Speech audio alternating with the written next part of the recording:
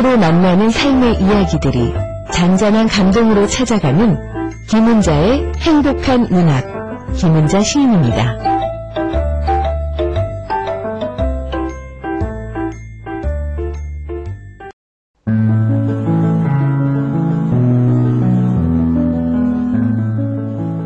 김은자의 행복한 문학.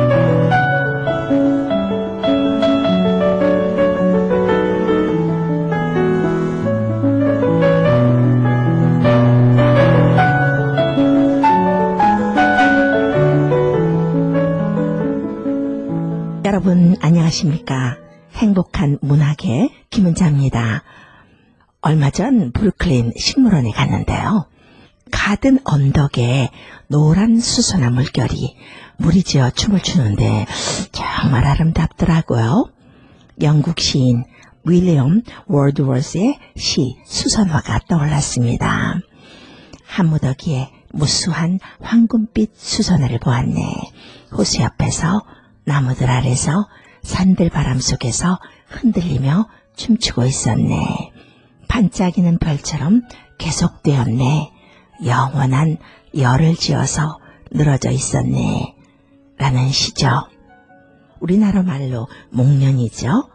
매그놀리아 꽃도 많이 있었고요. 수선화꽃, 튤립, 그 모든 봄꽃들이 무리지어 있으니까 하나 피었을 때보다 아름다운 것 같았습니다. 꽃향기를 맡으면서 눈을 감는 뉴욕화들 전부 시인처럼 보인 날이었습니다. 꽃숲으로 손잡고 걸어 들어가는 연인들도 있던데요. 아름다웠고요. 꽃 구경을 하면요. 여러분들도 그러신가요? 영화 속 주인공이 된 것 같은 기분이 들곤 해요. 기분이 듭니다. 꽃 틈에서 영화 속 여주인공이 된 것 같은 착각 속에서 꿈을 꾸는 듯한 하루를 보냈나 하면요. 지난 주말이었죠. 뉴욕시 일대를 뒤흔든 규모 4.8의 지진. 큰 피해는 없었지만 서부도 아니고 동부에서 지진이라뇨. 발생은 뉴저지였는데요. 200년 만에 가장 강력했던 지진이라고 합니다. 마천루로 가득한 뉴욕까지 파장을 미쳐서 상당수 주민들이 흔들림을 느꼈다고 하네요. 뉴욕의 대표적 랜드마크인 자유의 여신상도 흔들했다고 하는데요. 봄은 왔는데 그런가 하면 지진도 발생하고 이일저일 아름다우면서도 걷잡을 수 없는 봄입니다.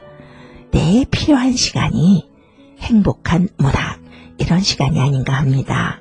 문학으로 삶을 이해하고 문학으로 정서를 공감하는 동포사회 유일한 문학 프로 행복한 문학 시작하겠습니다. 문학으로 삶을 들여다보고 문학으로 정서를 공감하는 행복한 문학. 오늘은 아주 특별한 분을 모셨습니다.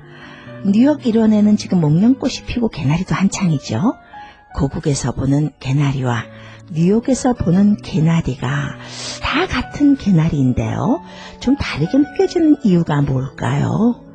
이 시간 고국의 개나리를 화사하게 마음껏 누리고 있는 분이 있습니다. 제36회 정지용 문학상 수상자이십니다. 천년의 시작 대표이시면서요. 이재무 시인을 전화로 만나보겠습니다.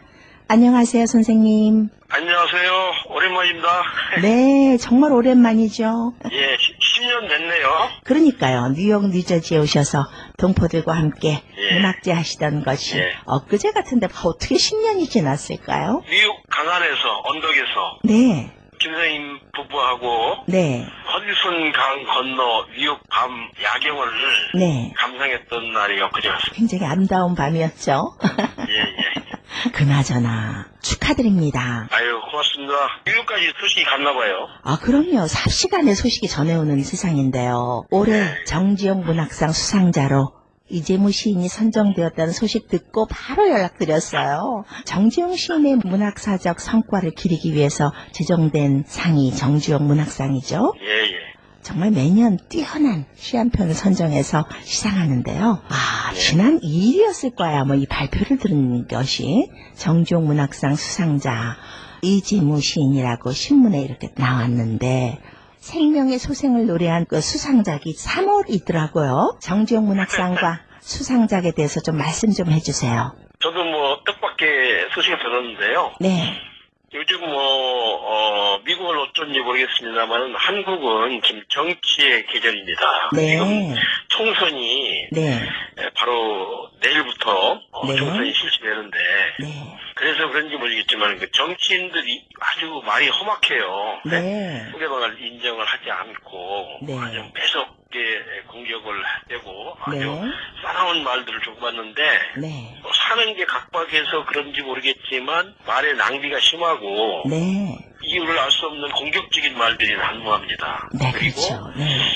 그런 세태라서 그런지 몰라도 말을 보석처럼 정연했던 네. 말을 아끼고 소중히 다루었던 정지용 선생님 네. 시께서 아주 빛나는 시의 성과를 유산으로 남기셨잖아요. 그런 세태라서 그런지 이번에 그 정지용 문학상 수상이 더 남다르게 특별한 의미로 네. 가치로 저에게는 다가왔습니다. 말의 낭비 참 많은 것을 생각하게 하네요.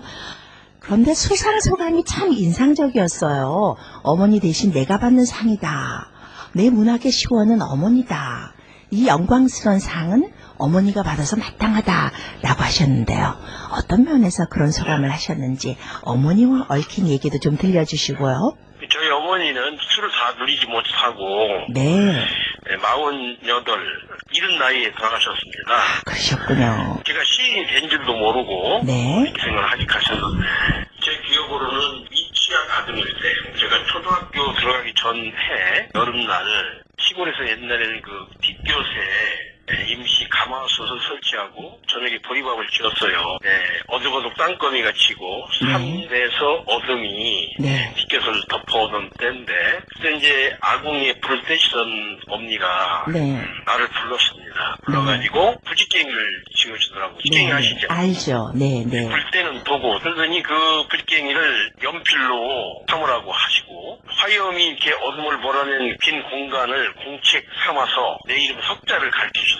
네. 저는 어머니를 통해서 최초로 모국어를 말이 아닌 문자로서 만나게 되었던 것입니다. 그래서 이제 모국어의 문자 행위로서의 첫 출발이 네. 엄마를 통해서, 엄니를 통해서 비롯되었다. 특히 그 학교에 들어가서 국어 과목이 좋았고 그것이 결과적으로 실수는 동력이 되지 않았나. 그렇죠.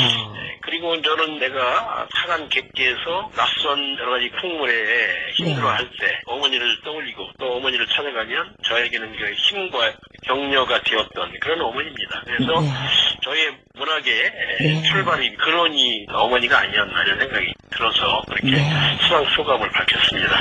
아유, 어머님이 참 대단한 분이셨습니다. 아드님이 시인이 될 것을 좀 예감하지 않으셨을까. 시인이 되기 전에 돌아가셨죠. 그러니까. 그렇죠. 그것이 좀 애석합니다. 네. 아유, 너무 안타깝습니다. 지금 계시면 얼마나 좋아할까요.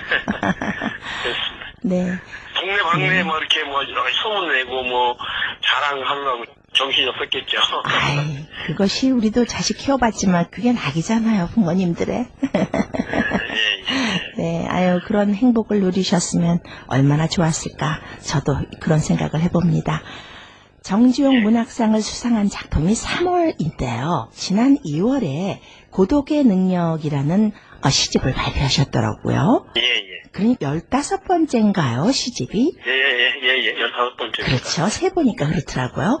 고독의 능력에 대해서도 소개해 주세요. 제가 58년 개띠거든요. 한국 나이로는 67, 서양 나이로는 65인데, 뭐 이렇게 나이가 이제 점차 들다 보니까, 나이 들어서 가장 추한 모습이 뭔가를 좀 생각해 봤어요. 그것은 외로움을 못 견디는 행위가 아닐까. 외로움과 고립과 고독이라는 말이 있는데, 이 말들이 비슷한 것 같지만, 뉘앙스와 뜻이 좀 다릅니다. 그렇죠.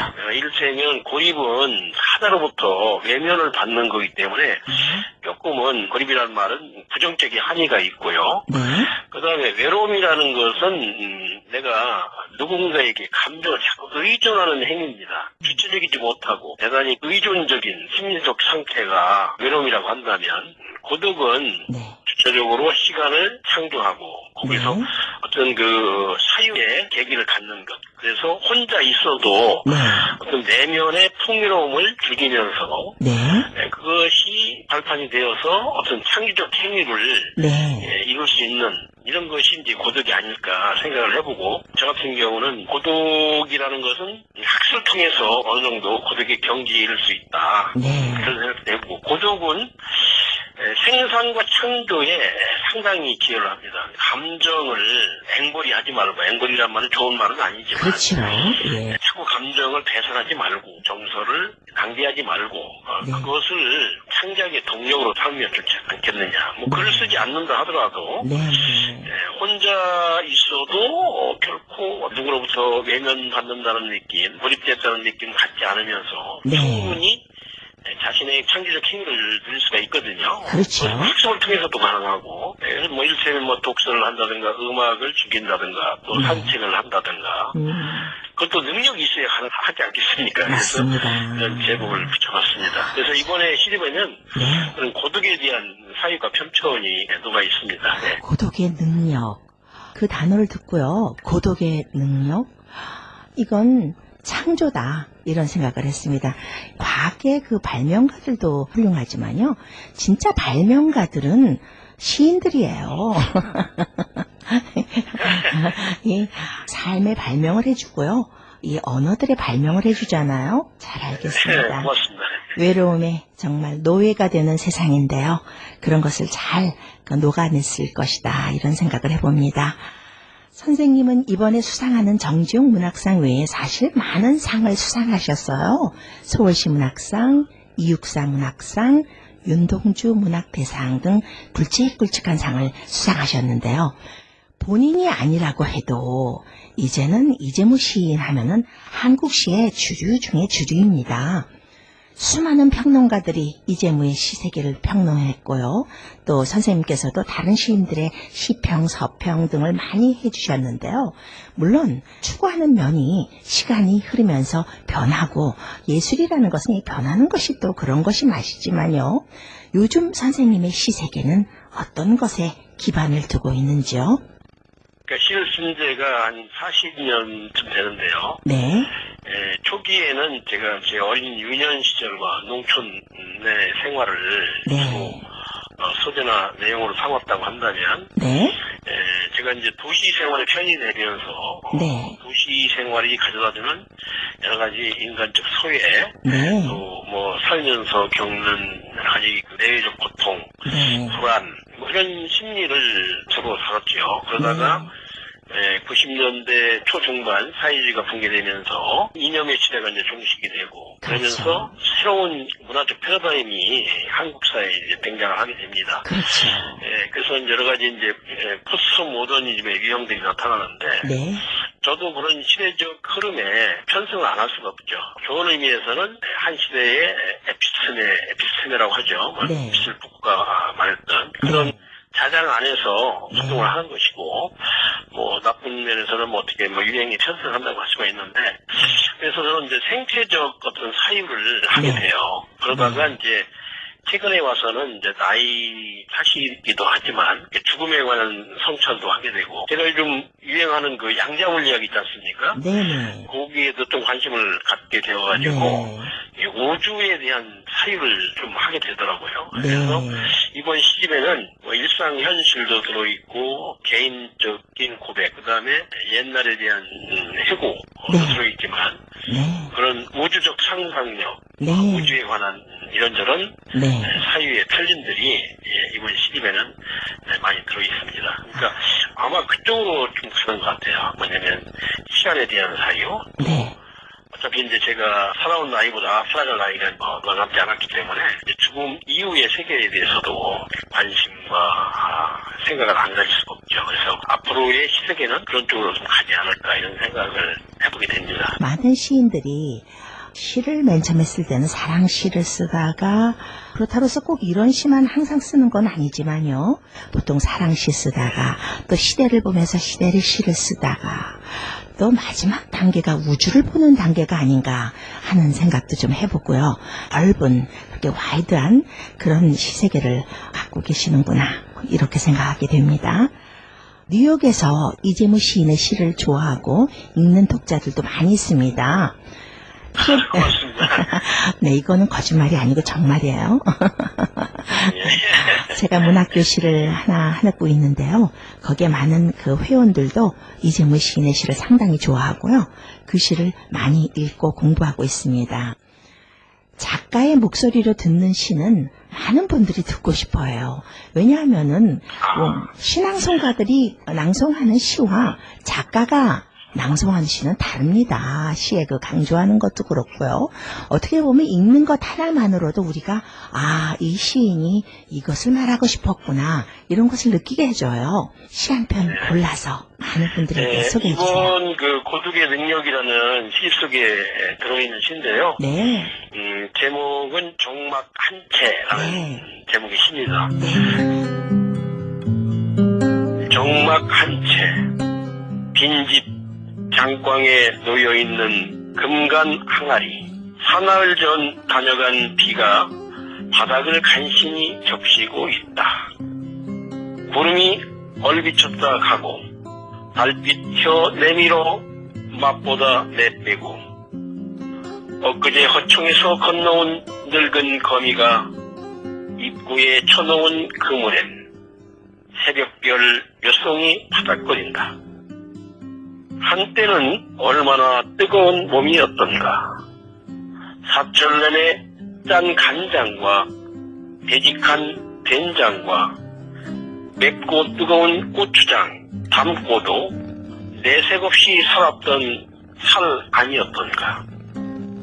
다 비워낸 자연으로 들어앉아 지금은 다만 산끈을 산새우름 길 잃은 바람이나 들렀다 가는 종막 한 채.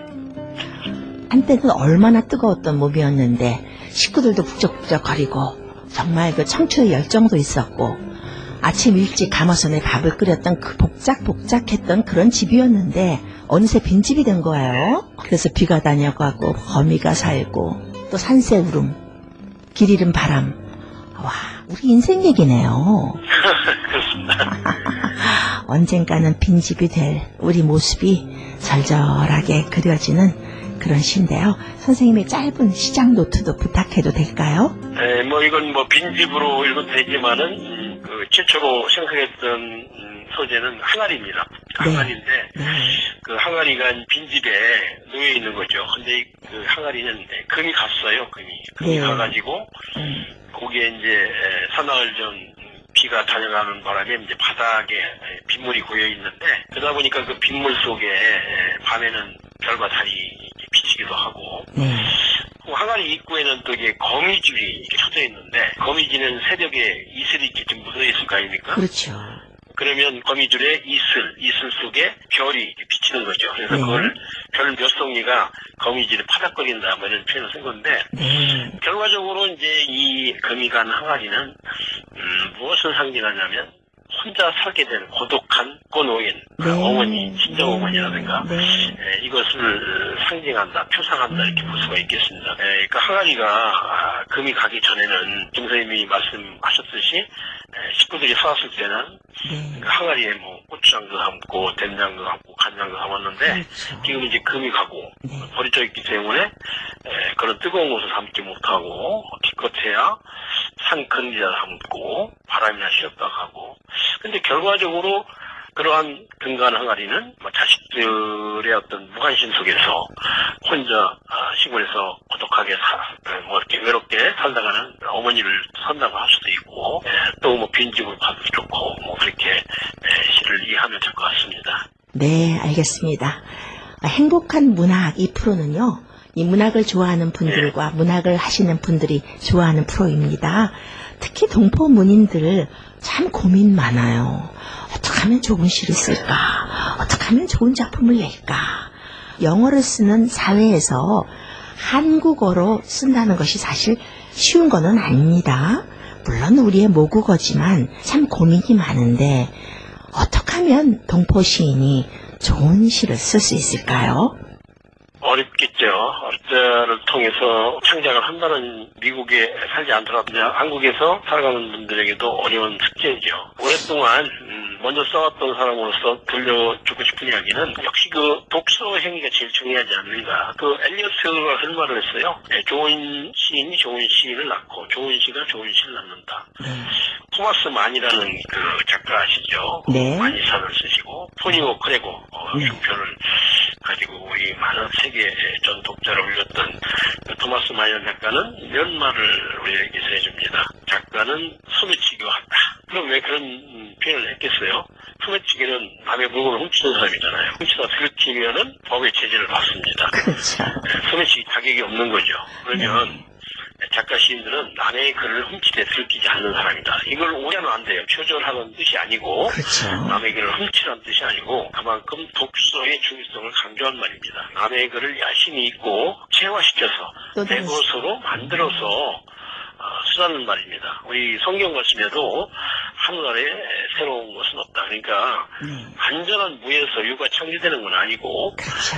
선택스를 통해서 나의 창조적인 어떤 능력을 조금 발휘하는 것이죠. 결과적으로 그 말은 무슨 말이냐면 시 창작행위도 학습을 통해서 자신의 능력을 키워나가는 것이다. 그런 말이고 토마스 만의 얘기를 했더니 오해를 하시는 분도 있더라고요. 그런데 그 말을 액면 사전적으로 이해를 하지 마시고 분명히 말씀드리는데 독서 행위의 중요성을 말씀드린 겁니다. 그래서 뻔한 상식적인 대답이 됐을지 모르겠습니다만은 결과적으로 창조 행위도 독서를 통해서 학습을 통해서 그 능력을 발휘해 나가는 것이다. 그러니까 책을 많이 읽으면 될 것 같아요. 좋은 책을 많이 읽고. 근데 시를 공부하는 사람들은 꼭 시인만을 고집할 게 아니라 맞습니다. 인적 장르에 대한 관심도 가져야 됩니다. 왜냐면 깨어난 중간편 읽을 기회도 있고 또 인문학이라든가 철학적 사유도 필요하니까 우리가 철학 같은 것은 어렵잖아요. 그러니까 어려운 것을 직접 대하기보다는 그것을 이제 평선한 것들이 있습니다. 한국의 철학자들이 소개를 하고 자기의 식으로 해설한 책들이 있는데 우리 시인들도 시지망생들도 그것을 통해서 간접적으로나마 철학의 세계를 이렇게 이해를 하면 좋지 않을까. 그런 것들이 이제 융합이 되어서 창작이 되는 것이죠. 조금만 더 말씀을 보태드리면 저는 비빔밥을 좋아하는데 비빔밥은 여러 가지 나물을 넣고 고추장을 넣고 참기름을 떨어뜨려서 비비지 않습니까? 그게 어떻게 보면 융합이에요, 융합. 그렇죠. 그러니까 시도 비빔밥처럼 여러 가지 지식이랄지 사유가 비벼져가지고 하나의 그 비빔밥이라는 귀한 맛을 내듯이 우리의 경험, 지식, 사유 이것이 이제 버무려져서 시가 되는 거 아니겠습니까? 그러니까 경험도 중요하고 또 사물에 대한 섬세한 관찰, 독서 이런 것들이 다 필요하다고 볼 수가 있겠습니다. 비빔밥, 융합 참 많은 생각을 하게 되고요. 맞아요. 소매치기다라고 해서 그 문자 그대로 해석하면 안 되죠. 다른 시를 읽고 나서 그것을 또 다른 나의 세계로 승화시켜라 이런 말로 받아들이면 될 것 같습니다. 그렇습니다. 그나저나 선생님 궁금한 게 있어요. 선생님 상금을 많이 받으시더라고요. 제가 한국에 있으면 밥 사달라고 할 텐데 말입니다. 아니, 한국에 계시면 제가 맛있는 것 좀 사드릴 텐데. 글쎄 말이에요. 시상식이 언젠가요? 어디요? 시상식이 5월 18일 날 토요일인데 그 정지영 문학관에서 합니다. 아이고. 여러 가지 행사도 같이 하고요. 나 얼마나 가족들이 좋아하시겠어요 또. 한국에 오시면 연락 주세요. 제가 맛있는 거 사드릴게요. 당연하죠. 언젠가 한번 연락드렸는데 선생님이랑 같이 식사도 한 적도 있었어요. 오래전이긴 하죠. 아주 오래전이요. 같이 이모님 선생님하고 같이 오면 좋겠네요. 네네네. 행복한 문학 2%는 문학을 좋아하는 분들도 많이 듣지만요. 문학을 진짜 하지는 않지만 문학을 동경하고 한국 문학을 좋아하는 분들 또 책을 많이 읽는 분들도 많이 듣습니다. 뉴욕 동포들을 위해서 인사 말씀 한마디 부탁하겠습니다. 뉴욕에 계시는 우리 교포 여러분들 고맙고요. 또 반갑습니다. 뉴욕은 제가 10년 전에 간 적이 있는데, 뭐, 세계에서 가장 큰 도시 중에 하나가 아닙니까? 그래서 뭐, 자유열신상도 보고, 허드슨 강 건너 야경도 보고, 또, 우리 김민자 선생님 댁에 가서, 심야에 바비큐 파티도, 늦게까지 했던 기억이 납니다. 어제 일인 듯 아주 환하게 그 그림이 떠오르는데, 언제라도 한번 또 가고 싶은 곳, 죽기 전에 또 한번 가고 싶은 오셔야죠. 네, 그래서 우리 교포 여러분들하고 즐거운 또 한때를 갖고 싶은 소망이 있는데요. 조금 여러분들한테 미안한 게 뭐냐면 제가 솔직히 임플란트 과정 중에 있어요. 그래서 방송 중에 발음이 조금 셀 겁니다. 제가 원래 이렇게 발음이 막 새는 사람이 아닌 공교롭게도 임플란트 과정 중에 있어서 좀 불편하지 않았을까 양해 말씀 구하고요. 아무쪼록 건강 최고 아닙니까? 쇼펜하우이 썼다는 그런 말 했어요. 병약한 왕보다는 건강한 거지가 낫다. 이런 말 했는데 그만큼 행복의 제1차적 조건은 건강인 것 같습니다. 시 이전에 건강부터 챙기시고 행복하시기 바랍니다. 네, 선생님의 문학 창작 활동 더욱 융성하셔서 한국 문학사에 큰 획을 그을 것을 기대하면서요. 다시 한번 정지용 문학상 수상 축하드리고요.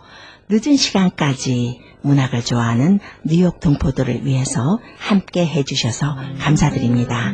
감사합니다, 선생님. 고맙습니다. 예. 네, 안녕히 계세요. 네. 이재무 시인은요, 1958년 충청남도 부여에서 출생했습니다. 한남대학교 국어국문과를 졸업했고요. 동국대학교 국어국문과 석사를 수료했습니다. 시전문지 시작과 종합문예지 내일을 여는 작가 편집주간으로 있다가 문예지 천년의 시작 대표로 계십니다. 시집으로는 섣달금음, 온다던 사람 오지 않고, 위대한 식사, 푸른 고집, 경쾌한 유랑, 슬픔에게 무릎을 꿇다, 데스벨리에서 죽다, 고독의 능력 등이 있고요. 길 위의 식사 외 2편의 시선집과 5편의 산문집이 있습니다. 서울시 문학상, 윤동주 문학대상, 난고 문학상, 편운 문학상, 풀꽃 문학상, 송수건 문학상, 유신 문학상, 이육사 문학상, 정지용 문학상 등을 수상했습니다. 여러분들과 함께 만나본 제36회 올해 정지용 문학상 수상자로 선정된 이재무 시인의 인터뷰였습니다. 지난주는 뉴욕 일원에 비가 오락가락했습니다. 비온 후에 봄꽃들이 이제 더 기승을 부릴 텐데요. 모쪼록 건강 유의하시고요. 문학으로 행복해지는 행복한 문학. 여기서 인사드리겠습니다. 김은자였습니다.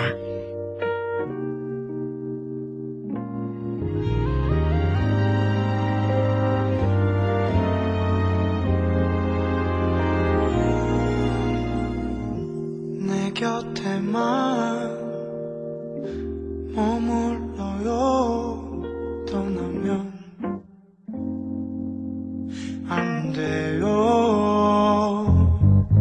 그리움 두고 못 남은 길 그대 무지개를 찾아올 순 없어요. 노을진 창가에 앉아 멀리 떠가는 구름을 보며 찾고 싶은 옛 생각들